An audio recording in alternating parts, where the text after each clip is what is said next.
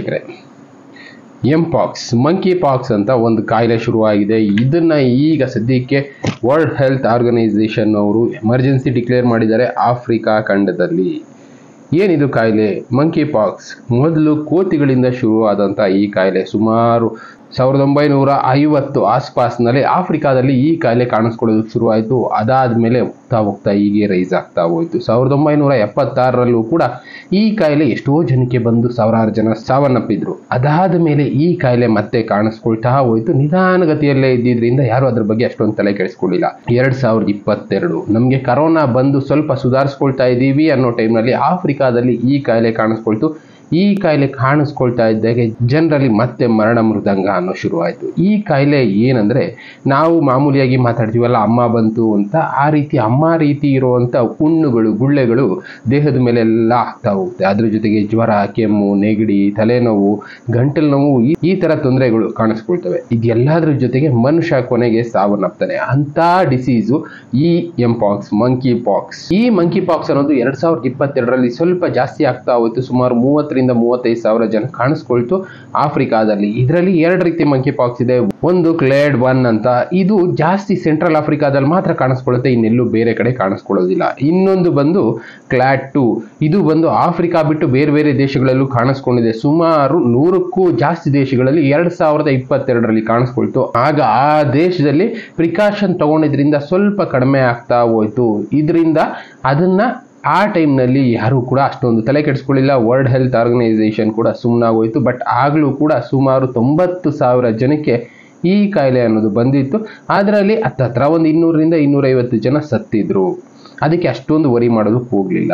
ಅದಾದ ಮೇಲೆ ಮತ್ತೆ 2024 ಮೇಯಿಂದ ಈ ಕಾಯಿಲೆ ಜಾಸ್ತಿ ಆಯ್ತಾ ಹೋಯ್ತು. ಜೂನ್ ಹೊತ್ತಿಗೆ ಸುಮಾರು 7,000-8,000 ಜನಕ್ಕೆ ಸ್ಪ್ರೆಡ್ ಆಗೋಯ್ತು. ಜೊತೆಗೆ 300-350 ಜನ ಸತ್ರು. ಇದು ಆಫ್ರಿಕಾದಲ್ಲಿ ಅಲ್ಲದೆ ಬೇರೆ ಬೇರೆ ದೇಶಕ್ಕೂ ಸ್ಪ್ರೆಡ್ ಆಗೋಯ್ತು. ಅದರಲ್ಲೂ ಅಮೆರಿಕ, ಯುರೋಪ್, ಏಷ್ಯಾ ರೀಜನ್ ಈ ಕಡೆ ಎಲ್ಲ ಈ ಕಾಯಿಲೆ ಸ್ಪ್ರೆಡ್ ಆಗ್ತಾ ಹೋಯ್ತು. ಎಂತಕ್ಕೆ ಅಂದ್ರೆ ಆಫ್ರಿಕಾದಲ್ಲಿದ್ದವರು ಬೇರೆ ಬೇರೆ ದೇಶಗಳಿಗೆ ಬಿಸ್ನೆಸ್ ಅದು ಇದು ಪರ್ಪಸ್ಗೆ ಹೋಗ್ತಾ ಇರ್ತಾರೆ. ಇನ್ನು ಬೇರೆ ಬೇರೆ ದೇಶಗಳಲ್ಲಿರೋರು ಆಫ್ರಿಕಾ ಕೂಡ ವಿಸಿಟ್ ಮಾಡ್ತಾ ಇರ್ತಾರೆ. ಇದರಿಂದ ಕಾಯಿಲೆ ಈಸಿಯಾಗಿ ಸ್ಪ್ರೆಡ್ ಆಗೋಯ್ತು. ಈ ಕಾಯಿಲೆ ಬೇಸಿಕಲಿ ಫಿಸಿಕಲ್ ಕಾಂಟ್ಯಾಕ್ಟ್ ಇಂದ ಸ್ಪ್ರೆಡ್ ಆಗ್ತಾ ಇದೆ ಅಂತಾನೆ ಹೇಳ್ತಾ ಇದ್ರು. ಕರೋನಾ ಕೆಮ್ಮಿದ್ರೆ ಪ್ಲಸ್ ಉಸಿರಾಡೋ ಗಾಳಿನ ತಗೊಂಡ್ರೆ ಬರ್ತಾ ಇತ್ತು. ಇದು ಬಂದು ಫಿಸಿಕಲ್ ಕಾಂಟ್ಯಾಕ್ಟ್. ಯಾರಾದ್ರೂ ಮುಟ್ಟಿರೋ ವಸ್ತುಗಳನ್ನ ನಾವು ಮುಟ್ಟಿದ್ರೆ ನಮ್ಮ ದೇಹ ಅವರ ದೇಹ ಫಿಸಿಕಲಿ ಕಾಂಟ್ಯಾಕ್ಟ್ ಬಂದ್ರೆ ಈ ಕಾಯಿಲೆ ಹರಡೋದಕ್ಕೆ ಶುರುವಾಗುತ್ತೆ. ಇದು ಹರಡೋದು ಅಷ್ಟು ಈಸಿಯಾಗಿ ಯಾರಿಗೂ ಗೊತ್ತಾಗ್ತಾ ಇಲ್ಲ. ಎಂತಕ್ಕೆ ಈ ಕಾಯಿಲೆ ಬಂದಿದೆ ಅಂತ ಗೊತ್ತಾಗುವಷ್ಟೊತ್ತಿಗೆ ಸುಮಾರು 15-20 ದಿನ ಆಗೋಗ್ಬಿಟ್ಟಿರುತ್ತೆ. ಈ ಕಾಯಿಲೆ ಬಂದಾದ್ಮೇಲೆ ವಾಸಿ ಆಗೋದಕ್ಕೂ ಸುಮಾರು 4 ವಾರ ಅಂದ್ರೆ ಹತ್ತತ್ರ 1 ತಿಂಗಳು ಬೇಕು. ಅಂದ್ರೆ ಎಷ್ಟು ಡೇಂಜರಸ್ ಇರ್ಬೋದು ಈ ಕಾಯಿಲೆ ಕೂಡ. ಜೊತೆಗೆ ಇದರಲ್ಲಿ ಮೇಜರ್ ಆಗಿ ಜ್ವರ, ತಲೆನೋವು, ಹೊಟ್ಟೆ ನೋವು, ಬಾಡಿ ಪೇನು ಈ ಎಲ್ಲಾ ಕಾಯಿಲೆಗಳು ಕಾಣಿಸ್ಕೊಳ್ಳೋದ್ರಿಂದ ಮನುಷ್ಯ ನಿಶಕ್ತಿ ಆಗ್ಬಿಡ್ತಾನೆ. ಇದರಿಂದನೇ ಆಫ್ರಿಕಾದಲ್ಲಿ ಈಗ ಎಷ್ಟೋ ಜನ ನಿಶಕ್ತಿಯಿಂದ ಸಾಯ್ತಾ ಇದ್ದಾರೆ. ಇದ್ರ ಜೊತೆಗೆ ಈ ಕಾಯಿಲೆ ಬೇರೆ ಬೇರೆ ದೇಶಕ್ಕೂ ಸ್ಪ್ರೆಡ್ ಆಗ್ತಾ ಇರೋದ್ರಿಂದ ಸದ್ಯಕ್ಕೆ ಆಫ್ರಿಕಾನ ಎಮರ್ಜೆನ್ಸಿ ಡಿಕ್ಲೇರ್ ಮಾಡೋಣ, ಆಫ್ರಿಕಾ ಖಂಡ ಪೂರ್ತಿ ಎಮರ್ಜೆನ್ಸಿ ಡಿಕ್ಲೇರ್ ಮಾಡೋಣ ಅನ್ನೋ ಒಂದು ಡಿಸಿಷನ್ ಅಲ್ಲಿ ವರ್ಲ್ಡ್ ಹೆಲ್ತ್ ಆರ್ಗನೈಸೇಷನ್ ಯೋಚನೆ ಮಾಡ್ತಾ ಇದೆ. ಇಲ್ಲ ಅಂದ್ರೆ ಕರೋನಾ ಯಾವ ರೀತಿ ಚೈನಾದಿಂದ ಸ್ಪ್ರೆಡ್ ಆಯ್ತು ಅಂತ ನಾವೆಲ್ಲ ನೋಡಿದೀವೋ ಅದೇ ರೀತಿ ಈ ಕಾಯಿಲೆ ಕೂಡ ಸ್ಪ್ರೆಡ್ ಆಗೋ ಚಾನ್ಸಸ್ ಇದೆ. ಈಗಾಗಲೇ 7,000-8,000 ಜನಕ್ಕೆ ಬಂದಿದೆ. ಮತ್ತೆ ಅದರಲ್ಲಿ 300-350 ಜನ ಸತ್ತಿದ್ದಾರೆ. ಅಂದ್ರೆ ಇದ್ರ ಬಗ್ಗೆ ಸ್ವಲ್ಪ ಯೋಚನೆ ಮಾಡಬೇಕು. ಈಸಿಯಾಗಿ ಸ್ಪ್ರೆಡ್ ಆಗುವಂತ ಕಾಯಿಲೆ, ಪ್ಲಸ್ ಕಾಯಿಲೆ ಬಂದಿದೆ ಅನ್ನೋದು ಗೊತ್ತಾಗುವಷ್ಟೊತ್ತಿಗೆ ತುಂಬಾ ಡಿಲೇ ಆಗ್ಬಿಟ್ಟಿರುತ್ತೆ.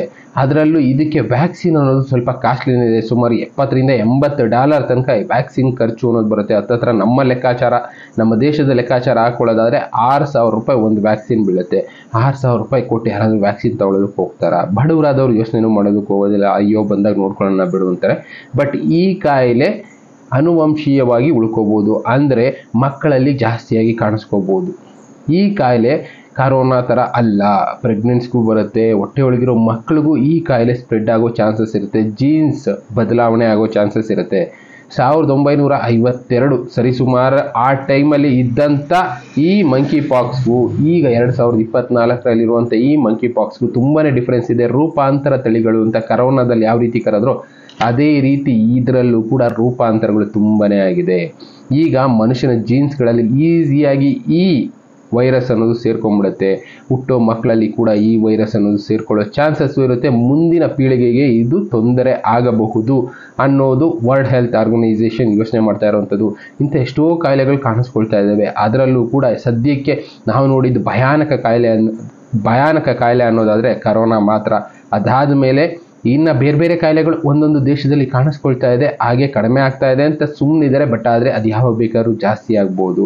ಅದರಲ್ಲಿ ಈ ಮಂಕಿ ಪಾಕ್ಸ್ ಕೂಡ ಒಂದು. ಸದ್ಯಕ್ಕೆ ಆಫ್ರಿಕಾ ಖಂಡನ ಕಿತ್ಕೊಂಡು ತಿಂತಾ ಇದೆ, ಅದ್ರ ಜೊತೆ ಬೇರೆ ಬೇರೆ ದೇಶಕ್ಕೂ ಸ್ಪ್ರೆಡ್ ಆಗೋ ಚಾನ್ಸಸ್ ಇರೋದ್ರಿಂದ ಆಫ್ರಿಕಾ ಖಂಡ ಈಗ ಎಮರ್ಜೆನ್ಸಿ ಡಿಕ್ಲೇರ್ ಮಾಡಿದ್ದಾರೆ. ಅಲ್ಲಿಂದ ಹೊರಗೋಗೋರು, ಅಲ್ಲಿಗೆ ಬರೋವ್ರ ಮೇಲೆ ಒಂದು ಕಣ್ಣಿಟ್ಟಿದ್ದಾರೆ.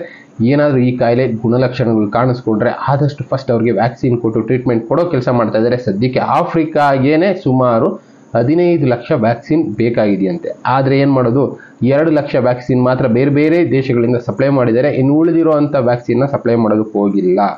ಕಾರಣ ಇಷ್ಟೇ, ಆ ದೇಶಗಳ ಅಂದರೆ ಅಮೇರಿಕಾ, ಯುರೋಪ್, ಏಷ್ಯಾದಲ್ಲೆಲ್ಲ ಈ ಕಾಯಿಲೆ ಕಾಣಿಸ್ಕೊಳ್ತಾ ಇರೋದ್ರಿಂದ ಆ ದೇಶಗಳು ಅವರ ಸೇಫ್ಟಿಗೋಸ್ಕರ ವ್ಯಾಕ್ಸಿನ್ಗಳನ್ನ ಇಟ್ಕೊಳ್ತಾ ಇದ್ದಾರೆ. ಮುಂದೆ ಜನಕ್ಕೆ ಜಾಸ್ತಿ ಆಗ್ತಾ ಹೋದರೆ ಆ ವ್ಯಾಕ್ಸಿನ್ ಕೊಟ್ಟು ಕಾಯಿಲೆ ಕಡಿಮೆ ಮಾಡಿ ಸ್ಪ್ರೆಡ್ ಆಗೋದನ್ನ ಅವಾಯ್ಡ್ ಮಾಡೋಣ ಅನ್ನೋ ಒಂದು ಉದ್ದೇಶದಿಂದ ಆ ದೇಶಗಳವರು ಈ ವ್ಯಾಕ್ಸಿನ್ನ ಇಟ್ಕೊಳ್ತಾ ಇದ್ದಾರೆ. ಅದಕ್ಕೋಸ್ಕರನೇ ಆಫ್ರಿಕಾದಲ್ಲಿ ಈ ವ್ಯಾಕ್ಸಿನ್ ಅನ್ನೋದು ಶಾರ್ಟೇಜ್ ಆಗ್ತಾ ಇದೆ, ಜನ ಸಾಯ್ತಾ ಇದ್ದಾರೆ. ಆಫ್ರಿಕಾದವರು ನಮ್ಮ ದೇಶಕ್ಕೂ ಬರ್ತಾ ಇರ್ತಾರೆ, ಹೇಳೋದಕ್ಕಾಗೋದಿಲ್ಲ. ಫಿಸಿಕಲ್ ಕಾಂಟ್ಯಾಕ್ಟ್ ಅವ್ರು ಏನು ನಾವು ಮುಟ್ಟಿರ್ತಾರೋ, ಯಾವುದ್ರಲ್ಲಿ ಟ್ರಾವೆಲ್ ಮಾಡಿರ್ತಾರೋ, ನಾವು ಅವ್ರ ಜೊತೆ ಟ್ರಾವೆಲ್ ಮಾಡಿರ್ತೀವಿ. ಜಸ್ಟ್ ಫಿಸಿಕಲ್ ಕಾಂಟ್ಯಾಕ್ಟಿಂದ ಈ ಕಾಯಿಲೆ ಅನ್ನೋದು ಶುರುವಾಗುತ್ತೆ. ಮೈ ಮೇಲೆ ಗುಳ್ಳೆ ಹೇಳೋದಕ್ಕೆ ಶುರುವಾಗುತ್ತೆ, ಬಾಡಿ ಎಲ್ಲ ಪೇಯ್ನ್ ಶುರುವಾಗುತ್ತೆ, ಬೇರೆ ಬೇರೆ ಕಾಯಿಲೆಗಳು ಬರೋದಕ್ಕೆ ಶುರುವಾಗುತ್ತೆ. ಇಂಥದ್ದೇ ಈ ಮಂಕಿ ಪಾಕ್ಸ್. ಒಟ್ಟಿನಲ್ಲಿ ಕೊನೆಗೆ ಮನುಷ್ಯನ ಸಾವಿನ ಕೊನೆಯ ತನಕ ಕರ್ಕೊಂಡು ಹೋಗುತ್ತೆ. ಕೆಲವರು ಬದುಕಿದ್ರೆ ಬದುಕ್ಬೋದು, ಇಲ್ಲ ಅಂದರೆ ಸಾಯ್ಬೋದು. ಅಂಥ ಸಿಚುವೇಶನ್ಗೆ ಮತ್ತೆ ಕರ್ಕೊಂಡು ಹೋಗುವಂಥ ಕಾಯಿಲೆ ಈ ಮಂಕಿ ಪಾಕ್ಸ್. ಸದ್ಯಕ್ಕೆ ಆಫ್ರಿಕಾದಲ್ಲಿ ಸ್ಪ್ರೆಡ್ ಆಗ್ತಾ ಇದೆ. ಆದಷ್ಟು ನಾವು ನಮ್ಮ ಸುತ್ತಮುತ್ತ ಓಡಾಡ್ತಾ ಇರೋರು ಆಫ್ರಿಕಾಗೆ ಹೋಗಿ ಬರ್ತಾ ಇದ್ದಾರೆ ಅಂದರೆ ಸ್ವಲ್ಪನಾದ್ರೂ ಯೋಚನೆ ಮಾಡಬೇಕು. ಅವರಿಂದ ಸ್ವಲ್ಪ ದೂರ ಇರಲೇಬೇಕಾಗುತ್ತೆ. ಇಲ್ಲ ಅಂದರೆ ನಮ್ಮ ದೇಶದಲ್ಲೂ ಸ್ಪ್ರೆಡ್ ಆಗೋ ಚಾನ್ಸಸ್ ಇರುತ್ತೆ. ಆಲ್ರೆಡಿ ಏಷ್ಯಾದಲ್ಲಿ ಸ್ಪ್ರೆಡ್ ಆಗ್ತಾ ಇದೆ ಅಂದರೆ ನಾವು ಏಷ್ಯಾದಲ್ಲಿ ಇದ್ದೀವಲ್ವಾ, ಯಾರಿಗೆ ಬೇಕಾದರೂ ಯಾವಾಗ ಬೇಕಾದರೂ ಸ್ಪ್ರೆಡ್ ಆಗ್ಬೋದು. ಅದರಲ್ಲೂ ಫಾರಿನ್ಗೆಲ್ಲ ಟ್ರಾವೆಲ್ ಮಾಡ್ತಾ ಇರೋರಿಗೆ ಯಾರ್ಯಾರು ಎಲ್ಲೆಲ್ಲಿ ಹೋಗಿ ಬಂದಿರ್ತಾರೋ ಗೊತ್ತಿಲ್ಲ. ಈ ಕಾಯಿಲೆ ಅನ್ನೋದು ಈಸಿಯಾಗಿ ಸ್ಪ್ರೆಡ್ ಆಗುತ್ತೆ ಅನ್ನೋದೇ ವರ್ಲ್ಡ್ ಹೆಲ್ತ್ ಆರ್ಗನೈಸೇಷನ್ ಅವ್ರು ಹೇಳ್ತಾ ಇರೋದು. ಈ ಮಂಕಿ ಪಾಕ್ಸ್ ಜೊತೆ ಇನ್ನೂ ಬೇರೆ ಬೇರೆ ವೈರಸ್ ಬೇರೆ ಬೇರೆ ದೇಶದಲ್ಲಿ ಕಾಣಿಸ್ಕೊಳ್ತಾ ಇದೆ. ಕಾರಣ ಮಳೆ ಅನ್ನೋದು ಹೆವಿಯಾಗಿ ಬಂತು, ಅದರಲ್ಲಿ ಎಷ್ಟೋ ಕಾಯಿಲೆಗಳು ಸ್ಪ್ರೆಡ್ ಆಗೋದಕ್ಕೆ ಶುರುವಾಗಿದೆ. ನಮ್ಮ ದೇಶದಲ್ಲಂತೂ ಡೆಂಗಿ, ಚಿಕನ್ ಗುನಿಯಾ ಇದೆಲ್ಲ ಜಾಸ್ತಿ ಆಗ್ತಾ ಇದೆ. ಆದರೆ ಬೇರೆ ಬೇರೆ ದೇಶದಲ್ಲಿ ಈ ರೀತಿ ಮಂಕಿ ಪಾಕ್ಸು, ಇನ್ನು ಝೋಂಬಿ ವೈರಸ್ ಬ್ರೆಜಿಲ್, ಅರ್ಜೆಂಟೈನಾ ಈ ಕಡೆ ಎಲ್ಲ ಸ್ವಲ್ಪ ಜನ ಕಾಣಿಸ್ಕೊಳ್ತಾ ಇದೆ. ಆಫ್ರಿಕಾದಲ್ಲೂ ಝೋಂಬಿ ವೈರಸ್ ಅನ್ನೋದು ಮತ್ತೆ ಶುರುವಾಗ್ತಾ ಇದೆ.